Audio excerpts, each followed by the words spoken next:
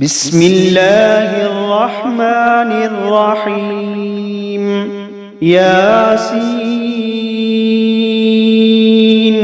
والقرآن الحكيم إنك لمن المرسلين على صراط مستقيم تنزيل العزيز الرحيم لتنذر قوما ما أنذر آباؤهم فهم غافلون لقد حق القول على أكثرهم فهم لا يؤمنون إنا جعلنا في أعناقهم أغلالا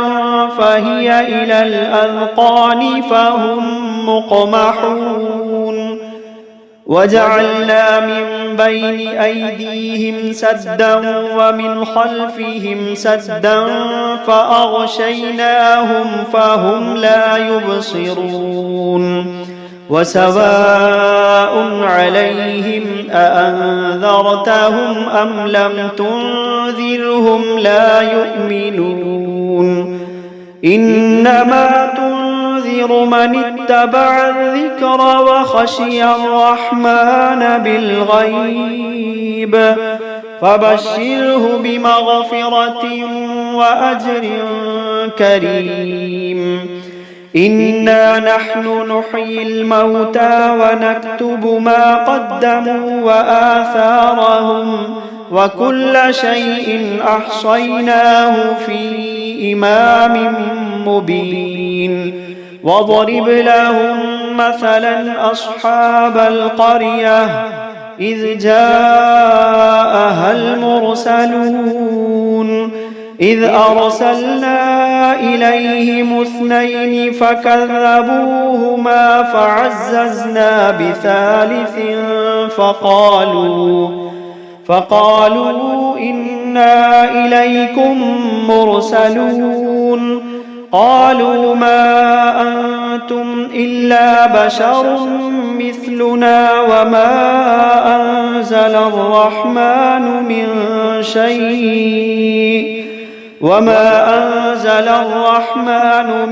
شيء إن أنتم إلا تكذبون قالوا ربنا يعلم إنا إليكم لمرسلون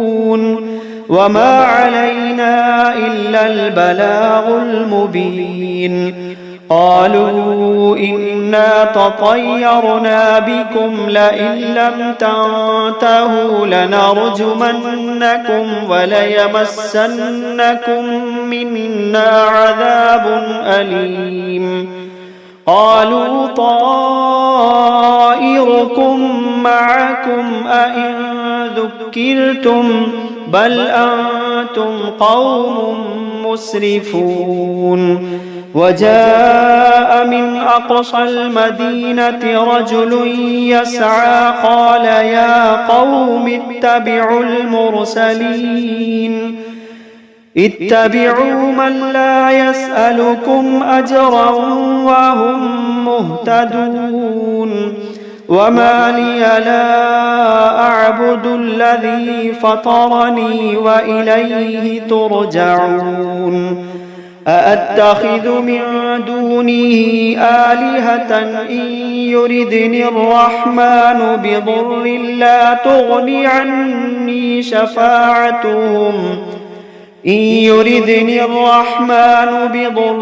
لا تغني عني شفاعتهم شيئا ولا ينقذون إني إذا لفي ضلال مبين إني آمنت بربكم فاسمعون قيل ادخل الجنة قال يا ليت قومي يعلمون بما غفر لي ربي وجعلني من المكرمين وما أنزلنا على قومه من بعده من جند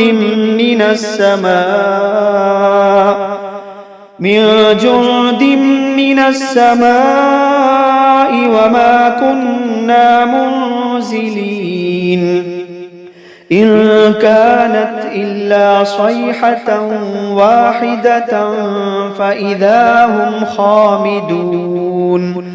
يا حسرة على العباد يا حسرة على العباد ما يأتيهم من رسول إلا كانوا به يستهزئون ألم يروا كم أهلكنا قبلهم من القرون أنهم إليهم لا يرجعون وإن كل لما جميع لدينا محضرون وآية لهم الأرض الميتة أحييناها وأخرجنا منها حبا فمنه يأكلون وجعلنا فيها جنات من نخيل وأعناب وفجرنا فيها من العيون ليأكلوا من ثمره وما عملته أيديهم أفلا يشكرون سبحان الذي خلق الأزواج كلها مما تنبت الأرض ومن أنفسهم ومما لا يعلمون وآية لهم الليل نسلخ منه النهار فإذا هم مظلمون والشمس تجري لمستقر لها ذلك تقدير العزيز العليم والقمر قدرناه منازل حتى عاد كالعرجون القديم لا الشمس ينبغي لها أن تدرك القمر ولا الليل سابق النهار وكل في فلك يسبحون وآية لهم أنا حملنا ذريتهم في الفلك المشحون وخلقنا لهم من مثله ما يركبون وإن نشأ نغرقهم فلا صريخ لهم ولا هم ينقذون إلا رحمة منا ومتاعا إلى حين وإذا قيل لهم اتقوا ما بين أيديكم وما خلفكم لعلكم ترحمون وما تأتيهم من آية من آيات ربهم إلا كانوا عنها معرضين وإذا قيل لهم أنفقوا مما رزقكم الله قال الذين كفروا للذين آمنوا أنطعم من لو يشاء الله قال الذين كفروا للذين آمنوا أنطعم من لو يشاء الله أطعمه إن أنتم إلا في ضلال مبين ويقولون متى هذا الوعد إن كنتم صادقين ما ينظرون إلا صيحة واحدة تأخذهم وهم يخصمون فلا يستطيعون توصية ولا إلى أهلهم يرجعون ونفخ في الصور فإذا هم من الأجداث إلى ربهم ينسلون قالوا يا ويلنا من بعثنا من مرقدنا قالوا يا ويلنا من بعثنا من مرقدنا هذا ما وعد الرحمن وصدق المرسلون إن كانت إلا صيحة واحدة فإذا هم جميع لدينا محضرون فاليوم لا تظلم نفس شيئا ولا تجزون إلا ما كنتم تعملون إن أصحاب الجنة اليوم في شغل فاكهون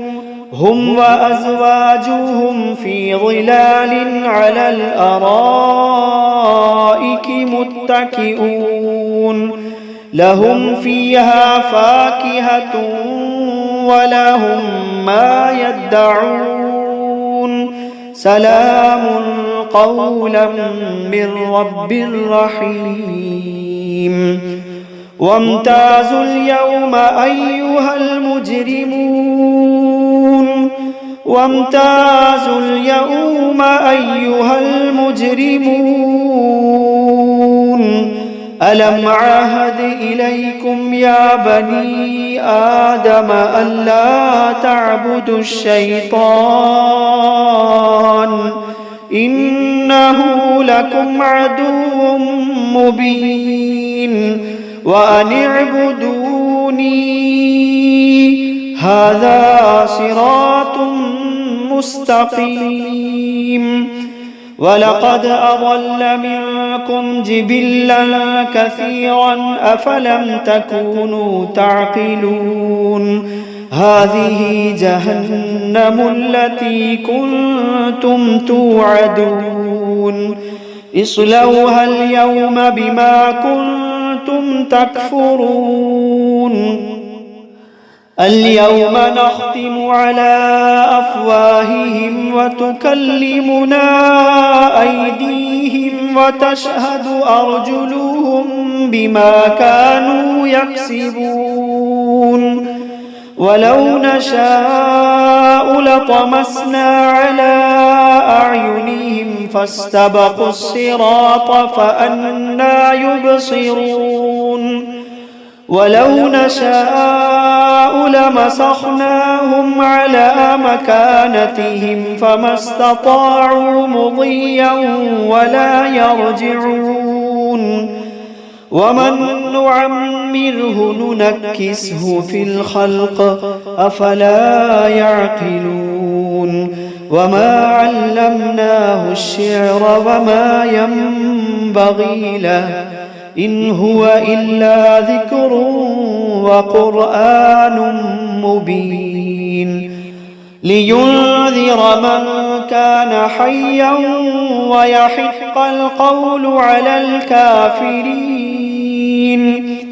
أولم يروا أنا خلقنا لهم مما عملت أيدينا أنعاما فهم لها مالكون وذللناها لهم فمنها ركوبهم ومنها يأكلون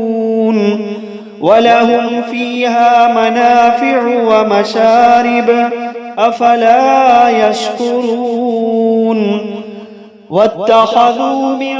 دون الله آلهة لعلهم ينصرون لا يستطيعون نصرهم وهم لهم جند محضرون فلا يحزنك قولهم إنا نعلم ما يسرون وما يعلنون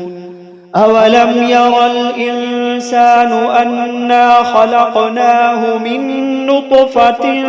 فإذا هو خصيم مبين وضرب لنا مثلا ونسي خلقه قال من يحيي العظام وهي رميم قل يحييها الذي أنشأها أول مرة وهو بكل خلق عليم. الذي جعل لكم من الشجر الأخضر نارا فإذا أنتم منه توقدون. أوليس الذي خلق السماوات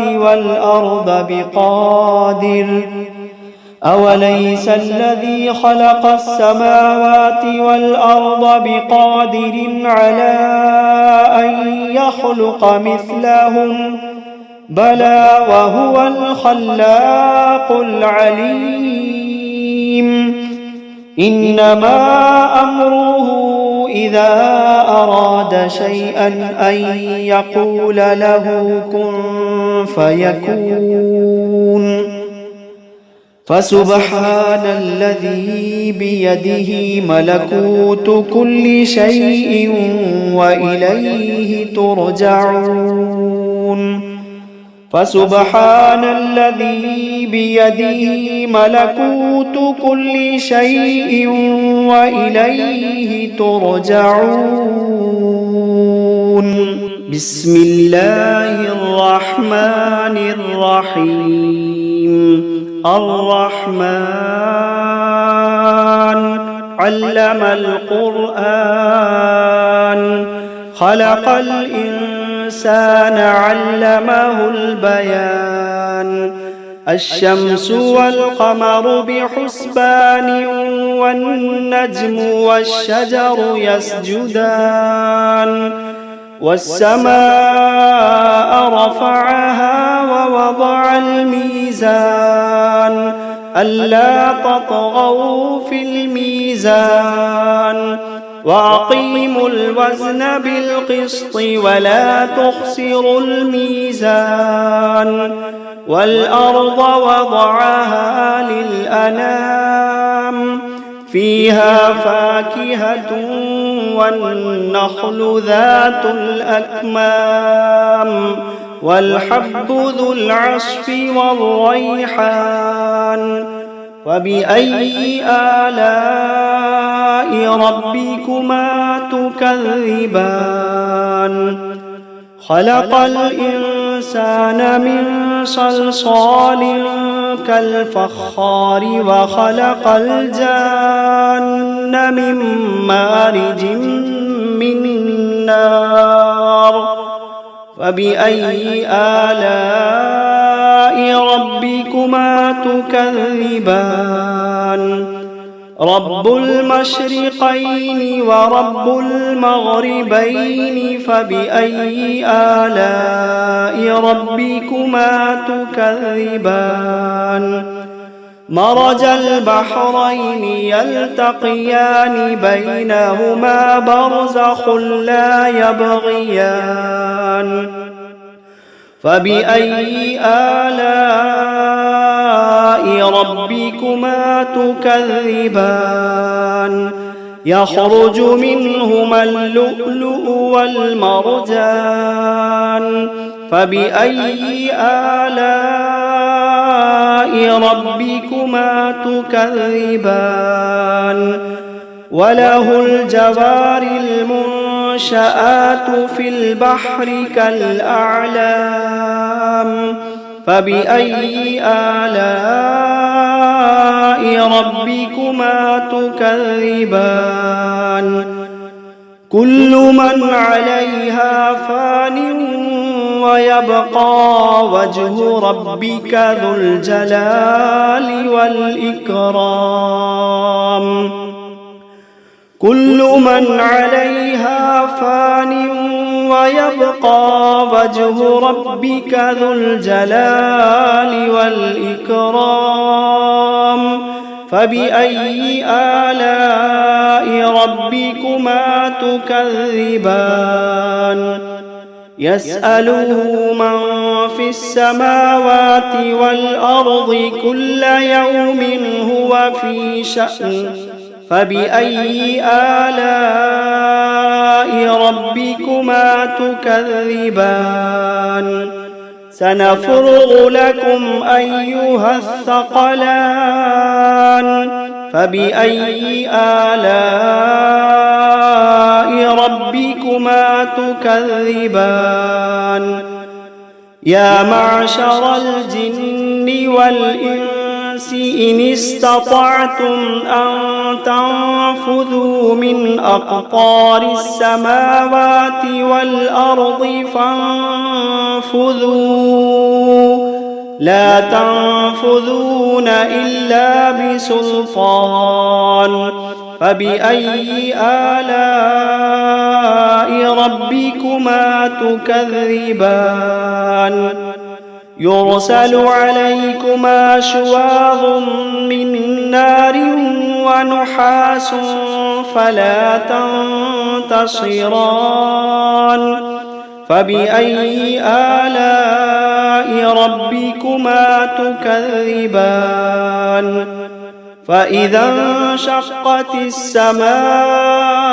فكانت وردة كالدهان فبأي آلاء ربكما تكذبان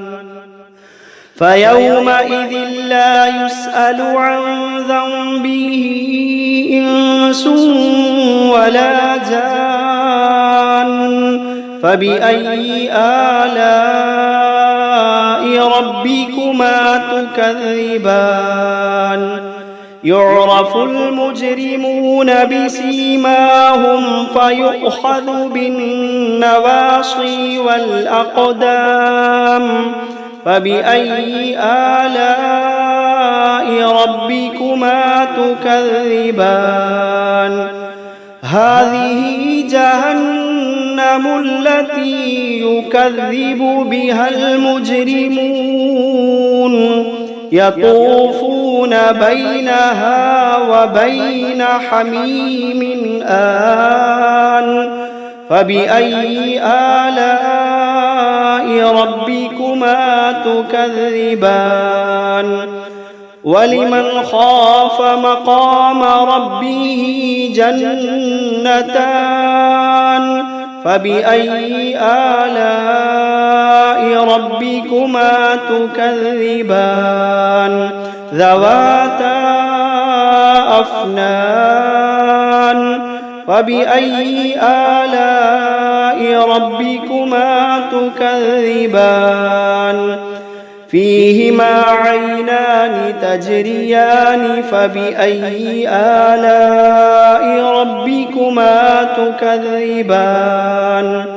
فيهما من كل فاكهة زوجان فبأي آلاء ربكما تكذبان متكئين على فرش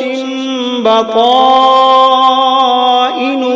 من استبرق وجنى الجنتين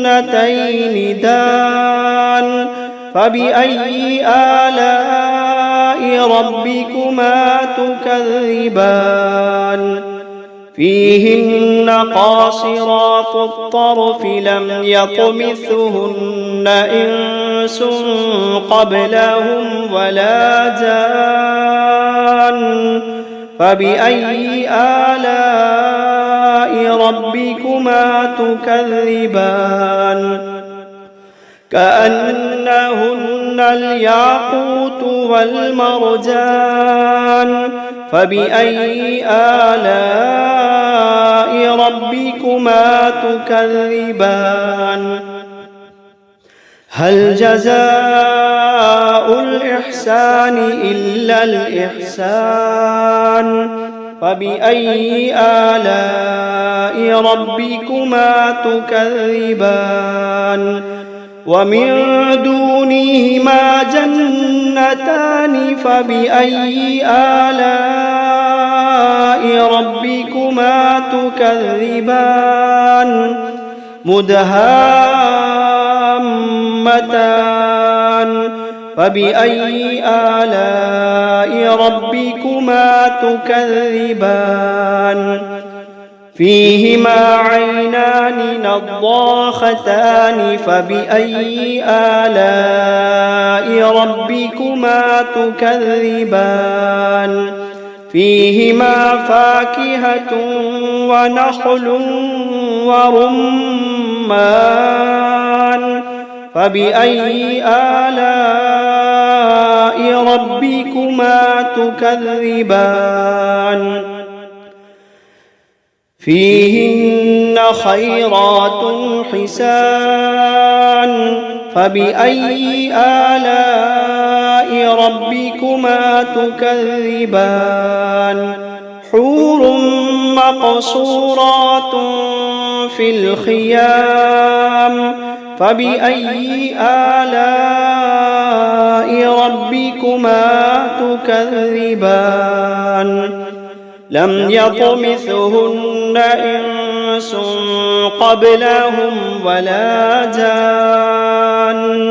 فبأي آلاء ربكما تكذبان متكئين على رفرف خضر وعبقري حسان فبأي آلاء